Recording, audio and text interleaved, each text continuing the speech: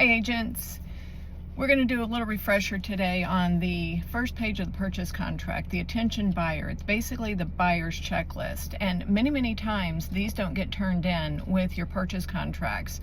Many times the boxes that are next to the line items are not checked off either. So we're going to go over it because I do encourage you to make sure you are reviewing this with your buyers prior to writing the contract, because this is their checklist. It does help to protect you, especially if you have the boxes checked, and further if you have the buyers initialing it. So as you can see here, this one is checked and initialed, and we're just going to go through it. You know, this is putting the buyer on alert that they're entering into a legally binding contract.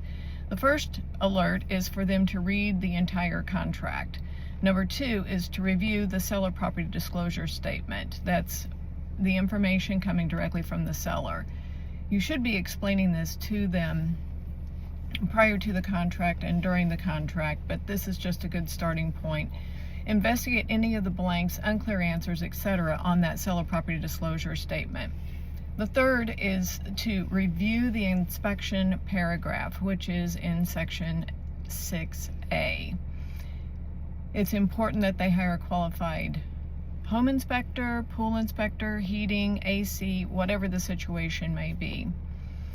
Confirm their ability to obtain insurance and insurability of the property during the inspection period with their insurance agent. And as the contract notifies us that should be done, it is called out in the contract and notifies us on when that should be done, but this is just the precursor to the actual contract. For the insurance, that's section 6A and 6E. Applying for your home loan. Now, let's hope that they have already applied for a home loan prior to getting to this point, but it's another checklist where if they have not done so, they need to provide the lender with all the requested information per section 2F. It goes on to say it is your responsibility to make sure that you and your lender follow the timeline requirements in section 2, and that you and your lender deliver the necessary funds to escrow in sufficient time to allow escrow to close on the agreed upon date.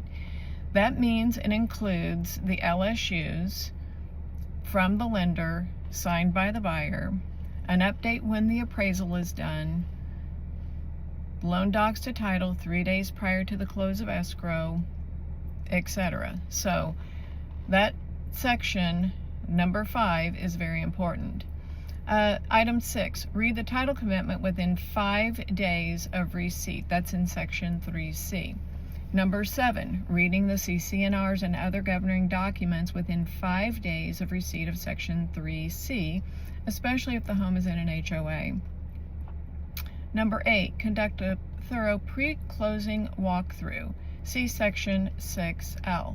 If the property is unacceptable, you need to speak up. After the closing, it may be too late. Well, that's an understatement, wouldn't you say? So, just reviewing that 8 points that are marked to where you can review these with your buyer, have the buyer initial, and just help to protect you. So just trying to keep you safe. Thanks. Have a great day.